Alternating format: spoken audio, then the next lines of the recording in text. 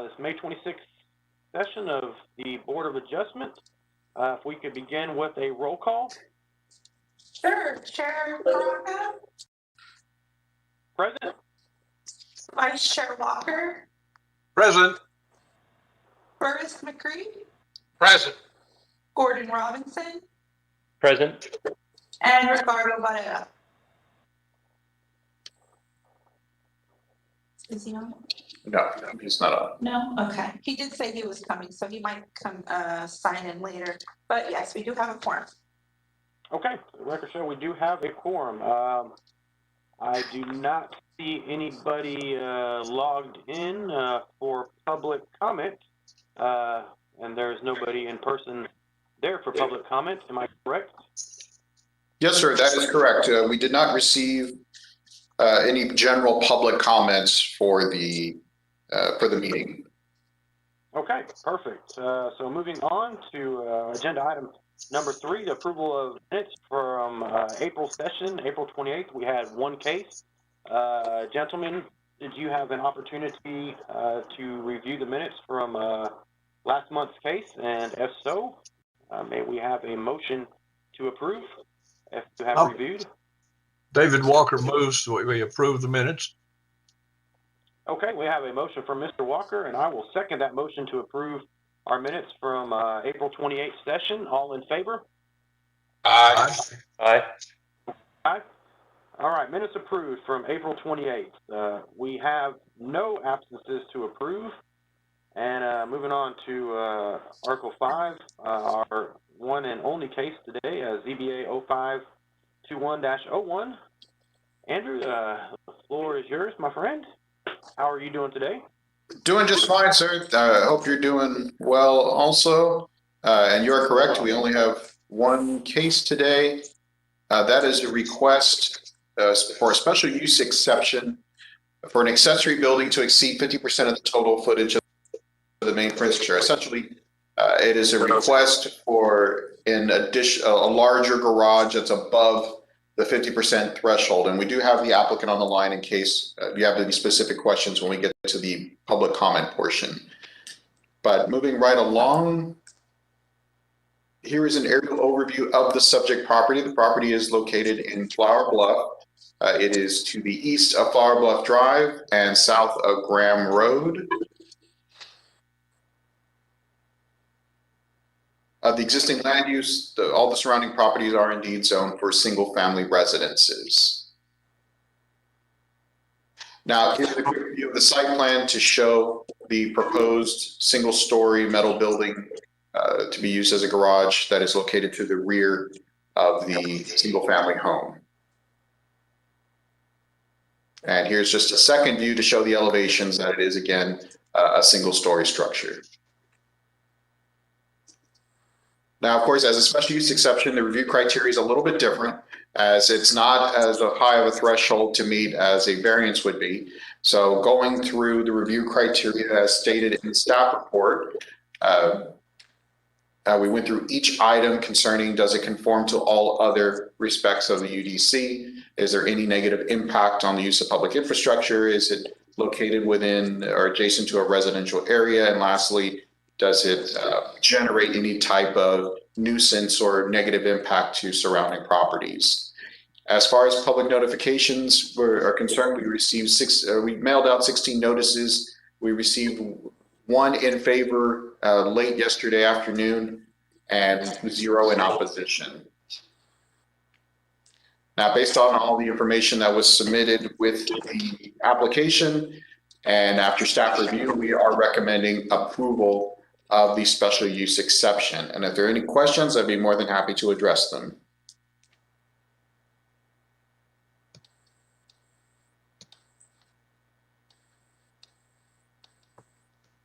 Andrew, Mr. Chairman, I have a question. Yes, please proceed. Okay. Andrew, do you know, did they provide dimensions for this structure? Is there any kind of dimensions provided or measurements? Yes, there was indeed. Let me pull up the site plan so it's a little clearer.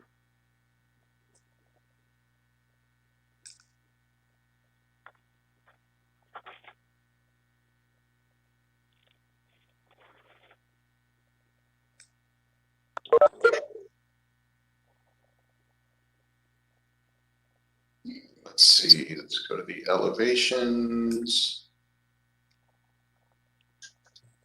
Looks to be 30 by 60, and I believe I also broke it down in the staff report itself. Okay, and then does it give it a height?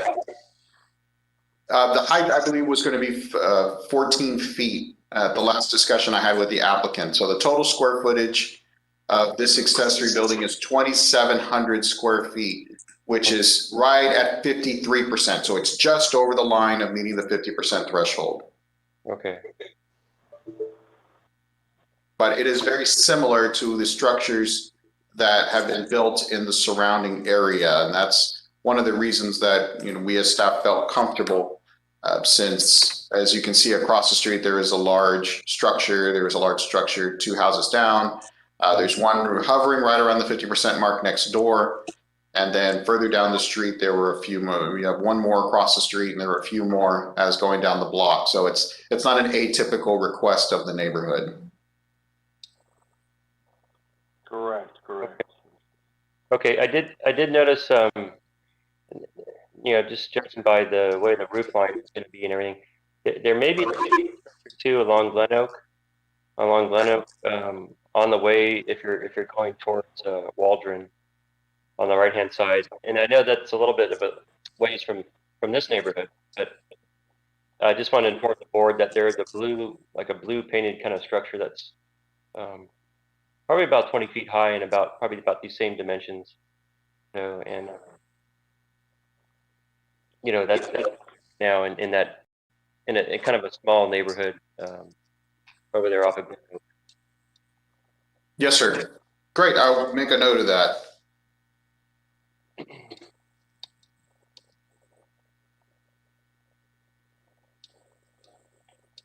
Okay.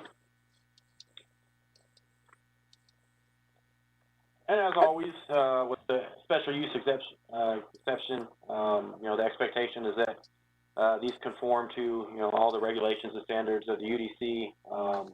You know, as the staff recommended approval, the impact on the public infrastructure, you know, minimize negative impact, you know, all the appearance, etc. You know, doesn't generate noise, dust, smoke, glare, etc. And you know, adequate measures to control or eliminate the dust, smoke, dust, glare, hazardous materials, noise, and vibration. And any more questions for Mr. Demas while we have him in front of us, board? I just move on. I'm sorry, this is Gordon again. Yes, sir, Gordon. I just have one question about it. Does it state what the color of the unit's going to be, the structure? No, sir. He did not state the color of the structure. We do have him on the line. So once we open the public comment, I'm sure he'll be able to give us some insight if he's selecting a specific palette. But this area of the city does not have any type of restriction or architectural requirement like you would have on Padre Island. Okay, that's what I was wondering. I just wonder if there's any kind of restriction on the color that can be used. No, sir. Not at all. Okay.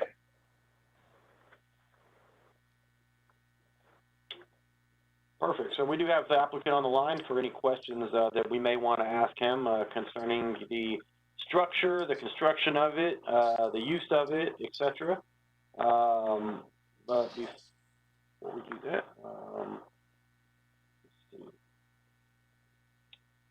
I guess, the applicant, would you like to speak on your behalf, sir? Dr. Segment, yeah, thank you.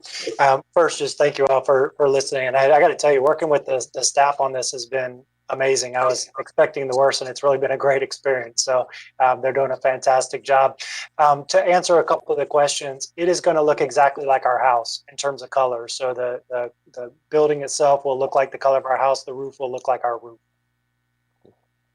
And I have spoken with both. We're a very tight neighborhood, so I asked all the neighbors and they may not have mailed it back, but they said it was fine. And my two neighbors that are immediately adjacent to me, I asked them both to sign a letter of support and they both sent that in as well. So it has been okay with our neighborhood.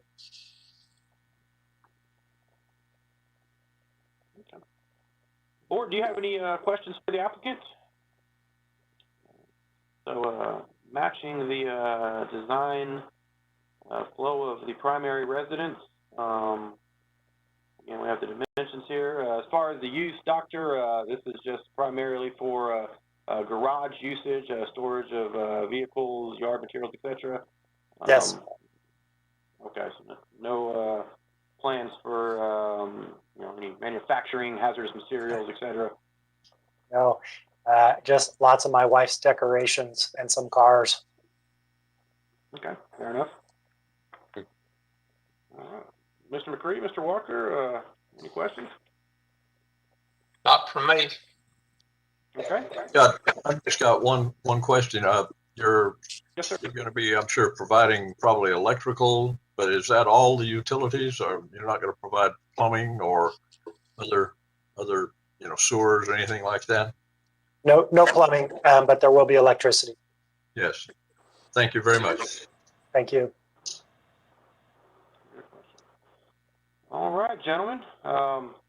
Any further discussion? We do have a staff recommendation, again, on the review criteria for SUE. Pretty clear that we can check off the 4 criteria. So if there is no further discussion, or if there is, we can do that. If not, there is a motion to be made. We are ready to hear that as well.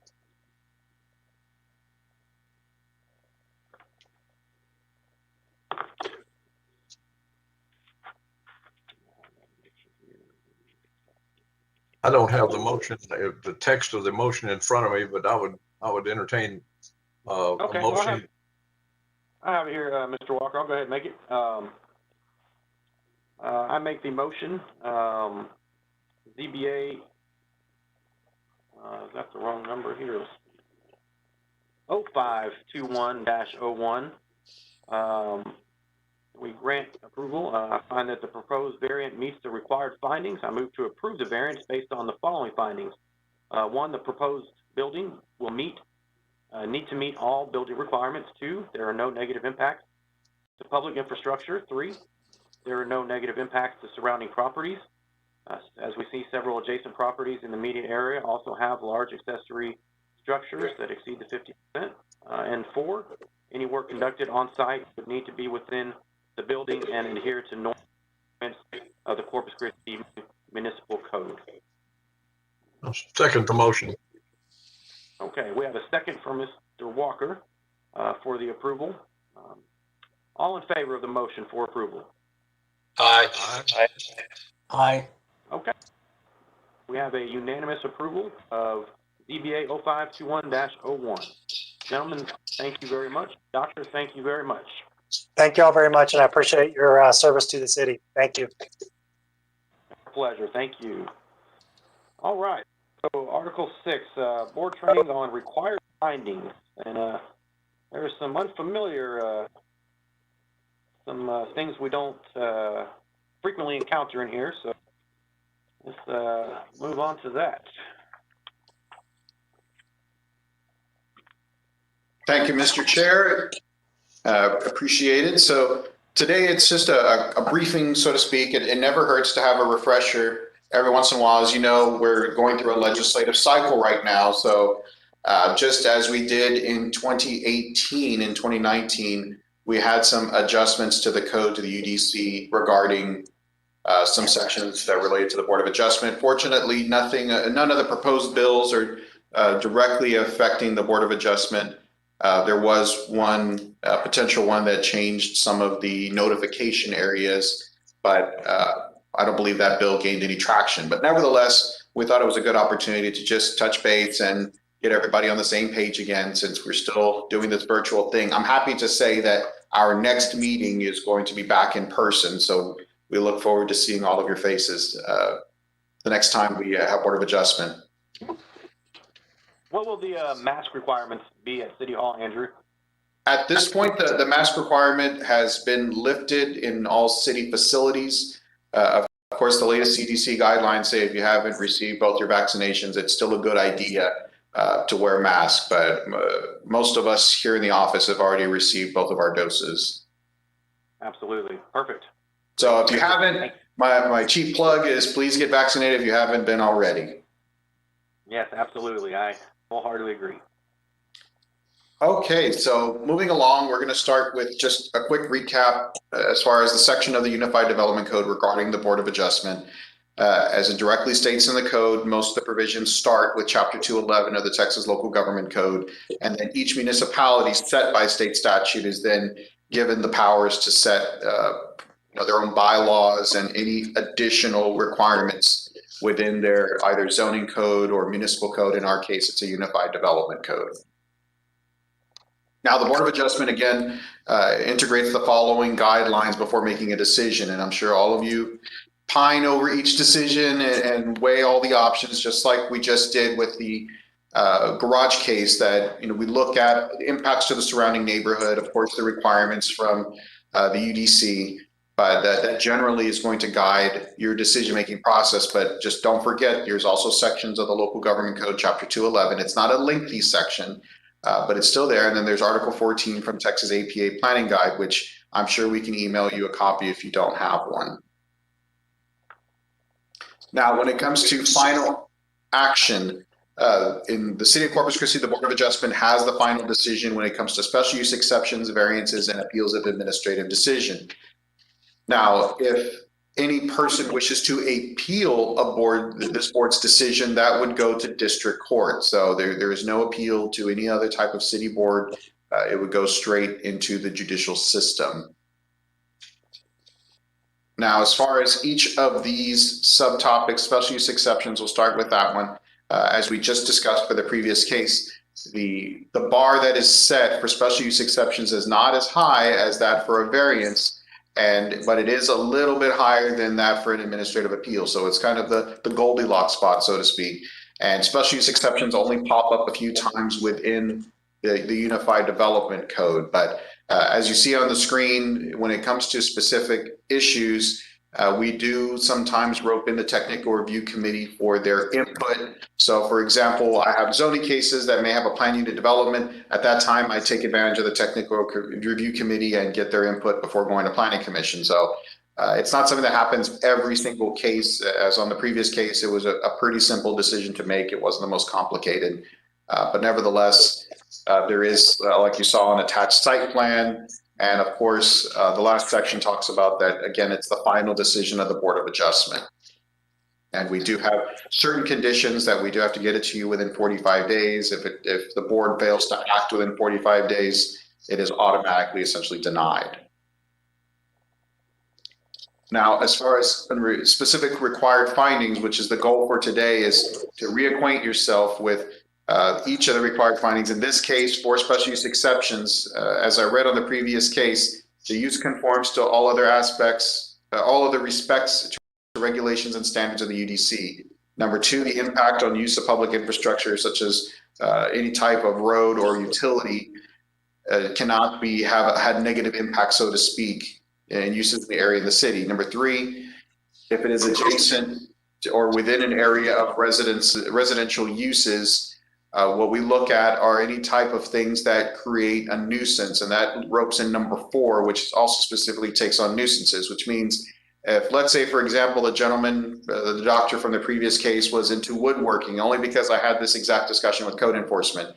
The gentleman was into woodworking and he was generating an inordinate amount of sawdust and had the exhaust of his various tools blowing against his neighbor's fence, and some of it was going over the fence into his neighbor's property. The neighbor began to complain, saying, I'm having this large amount of sawdust on my property now, and it's because, my neighbor's into woodworking. So there was a code enforcement case associated with that, in which fortunately a reasonable solution was found, and that is the gentleman was able to bag that exhaust very similar to a lawnmower, and was able to collect sawdust rather than just letting it fly wherever it lands. So at times, there are very simple solutions that we can implement without having to go to a full special use exception or going to the point of a code enforcement action. But usually neighbors, just being good neighbors, will work out some amicable solution. But again, the point of telling that story is to say that if a special use exception is granted or on the table for discussion, one of those required findings is to ensure that the applicant will not be generating any type of nuisance or noise or dust that will have a negative impact to his neighbors, and more importantly, a negative impact to things like city infrastructure, meaning while you might not think about it, generating a large amount of sawdust could move with a rain event, and now that's going straight into our stormwater system. So that is technically still a negative impact. So that kind of have to weigh that on your mind. But fortunately, in the previous case, it was just storage of vehicles. Now, most of the special use exceptions and the two most popular within the code are one, fuel tanks. If fuel tanks or hazardous materials is the primary use on site, we did make some adjustments back in 2019 to say that if this is an accessory use in certain industrial capacities, then they would not have to go through the Board of Adjustment. That was to save you 15 cases that we've probably done over the last 3 years. But more importantly, it was to tie logical uses together, meaning if you have a small car, or I shouldn't say small, but if you have a car dealership, you're allowed to have a paint and body shop as an accessory, and you're also allowed to have a fuel tank as an accessory for fueling vehicles. It's a logical accessory use. The other most common, just like in our previous case, are large accessory structures. Ironically, what I have to the side, on the right-hand side of the screen, is actually a conforming structure. The primary home is somewhere around 4,200 square feet in size, and the accessory building is right at the 2,000 mark. So it's just a good example to show that something that might seem a requirement of a special use exception or an extremely large structure that you wouldn't think is compliant is actually compliant to our code. But it's just an easy example to show of the common times that we see SUEs, and that's usually involving somebody who wants a large accessory building. Now, moving on to are there any questions so far? Okay, hearing none, we'll keep moving on to variances, which, as I mentioned at the beginning, has the most stringent threshold for meeting of all the type of actions that the Board of Adjustment will hear. And again, as you'll see on the screen, it goes through, on the right-hand side, there is a flow chart to show how it goes through staff completeness review. We will generate a recommendation. We will pose it to the board. And again, the board has the final say so. So the first is the staff review. The second is the Landmark Commission review. So if this somehow involves a designated landmark, it does also involve the Landmark Commission potentially granting a certificate of appropriateness, or at least at some point providing an opinion if this person or applicant is seeking a variance. The third part is Board of Adjustment final action, is all of the steps that we go through. Again, we have to present it to the board within 45 days. If the board fails to act, the request is inherently denied. And then the last part was actually the most important, with judging by our attendance for today. Since let's say, for instance, Mr. Barreda, doesn't join us, which I believe he's on the line now. But for instance, let's say there were 2 members absent, and we're unable to either gather quorum, or 2, let's say we had 1 person absent, then those remaining 4 members would have to be unanimous, because number 4 says the concurring vote of 75% of the members shall be necessary to approve a variance. So while you can have quorum at 4, if all 4 members to meet quorum do not agree on granting a variance, and you have a 3-1 vote, so to speak, the variance fails because it did not achieve the 75% threshold of all members of the board. And then we have, of course, our required findings. So this is, I'm sure, a very familiar slide to you, but these are all of the check boxes that we go through of numbers 1 through 5 of what is required to grant a variance. And it's not some of them, and it's not 1 or 2, it's all of the boxes have to be checked. Now, that is from the staff perspective. Of course, the Board of Adjustment, you as members have the choice to whether or not to grant the variance. What we like to think is if you stay in the cover of the code, so to speak, this is what protects you when decisions are made, meaning if a variance is granted or denied and you're not checking all of these boxes, I'm not saying it will happen. I've only seen it happen once where I had to go to court, but if it is appealed to court and the case is made that the board did not follow the practices as laid out in the code, then it could open you up to some potential legal action. I'm sure Buck could chime in if he so desires, but that's the danger that every board of adjustment faces throughout the state. Is so what type of liability could you potentially open yourself to? But I say all of that to say of why we have required findings to begin with is for your protection and to make sure that the integrity of a decision for a variance is met. And so the first one is, again, extraordinary conditions. This property is somehow different from surrounding properties, or this property has some type of special condition, if it's size, shape, slope, that somehow the implementation of the code deprives the person of a reasonable use of the land. Number two is substantial detriment. Just like in special use exceptions, the variance cannot cause substantial harm or any type of negative impact to surrounding properties.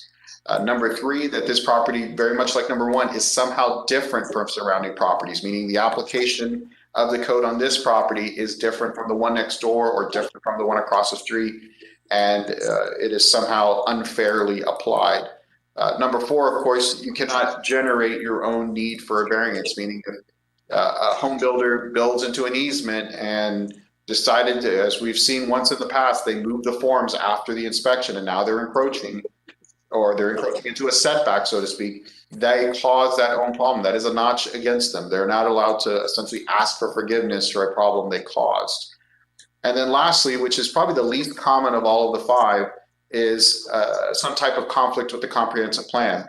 It does happen here and there in which a specific request is somehow in conflict, meaning that if one of the policy statements of Plan CC says, you know, we want to have, let's say, more urban village environments, and this person wants to put a massive barn that is technically against the comp plan. I mean, that's, again, it's not a common argument that's made, but nevertheless, that is something we do take a serious look at to make sure it's not only a logical variance request, but it is not in the face of either Plan CC or the area development plan of that specific portion of the city. I would say the second most important part of this entire slide is, of course, insufficient findings. Pretty much at face value, this is how we create a shield when somebody comes in to apply for a variance. The very first thing we discuss with them are insufficient findings. And it's not to dissuade someone from applying. It's essentially to remind them that there is a $636 fee attached. It is non-refundable. So if we as staff see that this might meet one of the insufficient findings, it's not an automatic denial, but it definitely does not help the person's argument for why they're requesting the variance. So it is something that you all won't see necessarily on a meeting basis every time we meet, but that is what happens as part of the bureaucracy of when variance requests do come in. We do visit with the applicant and make sure that they are completely aware that when they apply, not only are they surrendering their application fee, but they are understanding 100% that they may be building a case on insufficient findings. And those insufficient findings as listed are the property simply can't be used for highest and best use based on their opinion. Number two, there's some type of financial hardship, meaning the common one we hear is about landscaping. You know, I don't want to put in X amount of trees because it's too expensive and I don't want to spend the funds on it. Well, that is not a good reason to ask for a variance on the amount of landscaping you're required to place. Number three, again, just like number four, the required findings, it's not a self-created hardship, meaning the person cannot create their own problem. And then lastly, it's simply the person will be frustrated at what their design objective will be. So just like the previous case, if for whatever reason the board decided to deny, then insufficient would be the doctor explaining that, you know, he's just frustrated. This is what he wants, and you're telling him no. That is not a good reason for granting a variance. It has to be based on those required findings. And here's an example of a variance that came up not too long ago. It was involving a swimming pool in an old PUD property that the PUD had expired, so homes were very close. And I believe the applicant, she had some type of orthopedic issue, and it was almost like a therapeutic pool she was building between her property line and her single family home. And it was the the only place she could put it because it was next to her patio doors, if I recall the case. And this is going 2 years back. So it's been quite a while, but it's just an example of where this pool was installed between the property line. It still maintained a 10-foot setback, but between the residence and the property line, and the board chose to go ahead and grant that variance. Another example was the installation of a brand new billboard at the subject property, and it was simply too close to a park based on a section of the code. And at this, the board made it a conditional approval, meaning that the board said, as you can see on the screen in the center, this was another billboard that the Lamar company had placed that had been there for a number of years. And the decision was, if the applicant was willing to remove this non-conforming sign, then the board gave them permission to go ahead and build the new sign and upgrade it to an LED board. So this is an opportunity where both the business community and the private community wins, meaning we are able to remove a non-conforming sign that was falling apart, and the applicant and business was able to put in a new LED board and fulfill their contracts with the client. As far as plans are concerned, this is a variance that we did not too long ago. Well, actually, thinking back, it's probably been a few years now, for the demolition of an old garage off of Glazebrook. And it was a replacement of the exact same size, the exact same height, in the exact same location. And we took into account that this is an older neighborhood called Morningside Addition. Most of these homes are practically eligible for historic preservation. And one of those conditions, I believe, is that the new garage was to look like the former garage, so it would still blend in with the environment. It was also a very similarly conditional approval, and the applicant was more than willing to do that. Any questions on variances?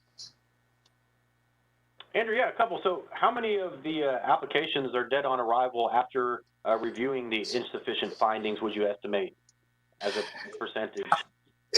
I wouldn't say as far, I could only count a few denials that we've said right off the bat, off the top of my head, but usually when we sit down with the applicant before they officially submit their application and sort of walk them through the process and inform them of what are insufficient findings, they usually back off and simply don't want to apply for the variance at that point. So it doesn't usually have to get to the stage that we will officially recommend denial. It's as we're consulting with the potential applicant, we inform them that, you know, this doesn't look like it's going to go in their favor. They may want to think twice before applying. Yeah, that's what I meant. I guess that don't even decide to formally submit an application after reviewing those. I would suspect it's a pretty fair number. I would say in the past year, it's probably been about 5 to 7 that have come in, and that's during even COVID time. So that's from January of 2020 to now. It's probably been about 5 to 7 that conversations that I've had. Again, not to dissuade anyone, everybody has the right to apply for one, but it is a substantial investment of just over $600. So it's not a simple, code enforcement citation. You go to court and you take care of it. It is a substantial cost, and that is non-refundable, and that usually generates a second thought process and additional questions from the applicant before they decide to submit. And then secondly, the one time you recall where this proceeded to a legal appeal, it was based on a denial or approval? It was actually it's a funny story. It's probably the story I tell the most when folks ask that very same question, how many have gone to court? And the one that did go to court was involving a cell tower next to Hewitt Drive. It was actually our original staff recommendation was approval. Now, back in those days, and I feel so old saying that, the old zoning code used to have a stipulation in that required findings that said essentially the neighborhood had to endorse to an extent the variance being requested. And we received no public notices mailed back. So I thought smooth sailing. I walked into Board of Adjustment. The attorney was there for the cell tower company, no problem. 5 minutes before the meeting was called into session, 15 people walked in from the surrounding neighborhood and said, we do not want this cell tower. So standing at the podium with a bead of sweat, I said, we're going to have to switch recommendations on the fly and say denial now based on the required findings. I, as a staff member, could not endorse it any longer because that last stipulation, which luckily has now been taken out of the code, but said if the neighborhood has any type of extreme feelings about it, that needs to weigh on the decision of the board. So it was ultimately denied by the board members. So the appeal to district court, we were called in, and the funny thing about district court is they don't so much look at the decision that was made by the Board of Adjustment. What they look at is the procedure, meaning were all the boxes checked, was everything applied for, everything noticed, placed on the newspaper, all of the steps were checked correctly. But they essentially, to an extent, respect the decision of the board. They're simply making sure that the person was granted due process, the procedures were followed, nothing was violated, and ultimately it lost. It did not go any further in district court. And after that, there was a compromise struck with, ultimately the cell tower was eventually built. It was a much shorter cell tower and the neighborhood endorsed it. So in the end, everything works out as far as the story is concerned, but even on their appeal to district court, it didn't go anywhere because, you know, I make sure and document that we follow every single step procedurally. Okay, thank you. I know it's a long answer, but that's so moving along to the least common, which is appeals of administrative decision. Now, this language did change. So this is the most recent language from 2019 in which the state legislature changed who could appeal for an administrative decision or appeal an administrative decision made by the city. And the language that changed it said that any person or owner within 200 feet of a subject property could recommend appeal. So if, let's say, I live next door, and the hot topic of the day has been car washes. If I live next door to a car wash and the city made a decision to, let's say, not put in a buffer yard, I could argue that, well, no, the code says you need to do it. I'm appealing that administrative decision to the Board of Adjustment. And that's just, since we just had a case about a car wash last month, it's a good example.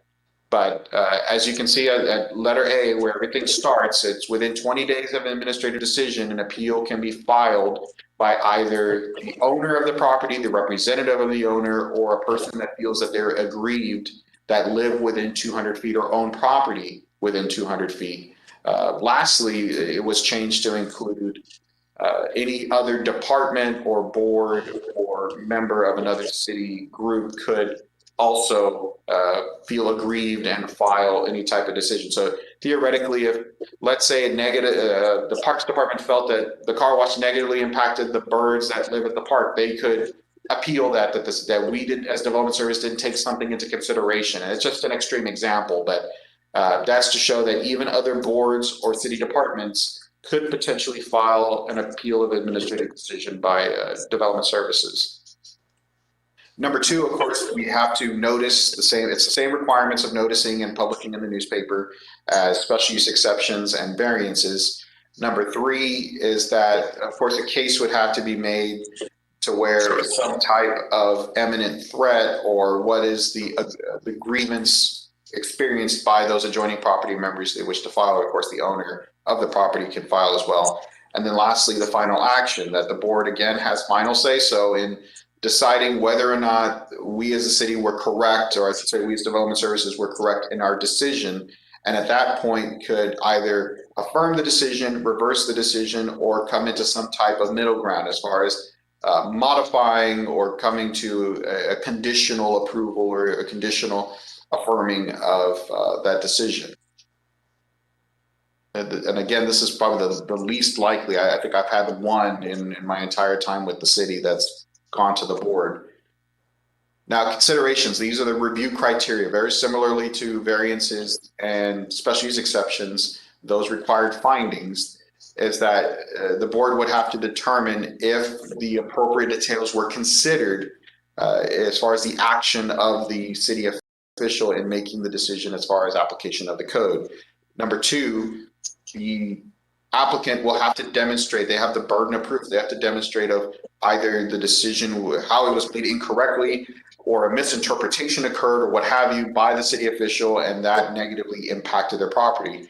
Or vice versa, an adjoining property member could say that the decision or lack of a decision by a city official was a negative impact and therefore wish to appeal that the city did not make a call, so to speak. And then lastly, the findings and conclusions, that of course, evidence has to be provided to the board, that it cannot be, it has to be made reasonably available. And of course, that is available if it does go to district court. So, and then any questions on administrative appeals? Okay, just as a quick wrap up, going over the local government code, these are the sections. If you ever get bored and want to crack open the Texas Local Government Code, this would be the applicable section in Chapter 211. For the most part, we have taken this exact same language and it is both installed in a municipal code, which is what establishes the Board of Adjustment for the city. And then number two, portions of this code, just like, for instance, you see the 75% of the members pops up in the UDC itself. But what the section of the state talks about, the statute, is how a board is established, what it must consist of, how boards make their decisions, and they must regularly meet in order to hear those cases. And of course, the second page talks about, the presiding officer or chair, how we do have to keep minutes. We have to hold on to those minutes for so long, record retention. That is also described in sections of the Texas Local Government Code. And this actually establishes boundaries, meaning that the Board of Adjustment may, and you can see top three things. This is what the board has the power to do. I would say more times than not, where this comes up is when a question is asked if the Board of Adjustment can grant a use. Meaning, let's say I have a zoning district that doesn't allow bars. Can someone appeal to the Board of Adjustment to say, well, I'd like to have a bar on my property, can I do so? Since that is the granting of a use, that is a quasi-legislative decision that the power resides with the Planning Commission and City Council, essentially a change of zoning. So this Board of Adjustment does not have the authority to grant uses to properties, only to determine if an accessory use like a special use exception is allowed, 2, a variance, which is a departure from a line of code, or 3, appealing the decision of an administrator of the city on how that decision was reached or how it was made and the associated details. Again, the board can't add uses that the UDC says is not allowed in a specific zoning district. But of course, the board has the power to hear these decisions, make these decisions, add conditions as they so wish. In exercising their authority, as I mentioned, with the appeal of administrative decision, they can modify an administrator's official order, that they can repeal it, they can affirm it. And then lastly, as I mentioned in previous slides, there has to be a concurring vote. If one person is absent, then it has to be unanimous. In the case that if all 5 members are in attendance, then you can't have one dissenting vote, so to speak. And that then also brings in alternates. Of course, if we get into an issue that we know it may be a contentious case coming in, we will ask an alternate to step up, be the 5th member if they're available. So that way there is that 75 threshold is safely met without any questions. And then this is the section from Texas APA, which talks about the role of the Board of Adjustment. And as you can see, it's pretty much a recap of what you've seen in the legalese of the Texas Local Government Code and the language of the UDC. But that all being said, if there are any questions, I'd be more than happy to go over any specific items.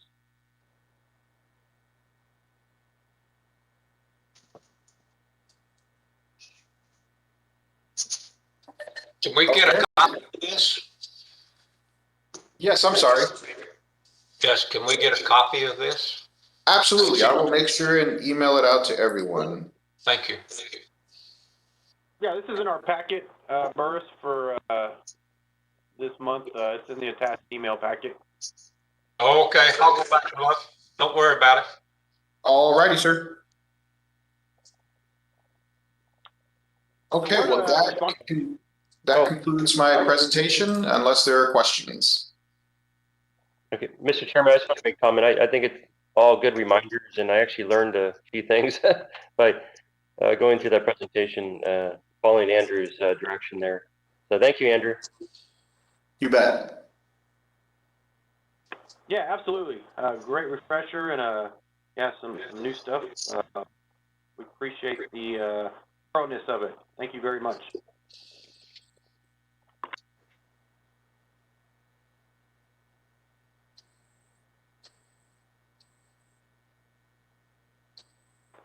Okay, is there a director's report this month? Good afternoon, Nina Nixon-Mendez, Assistant Director.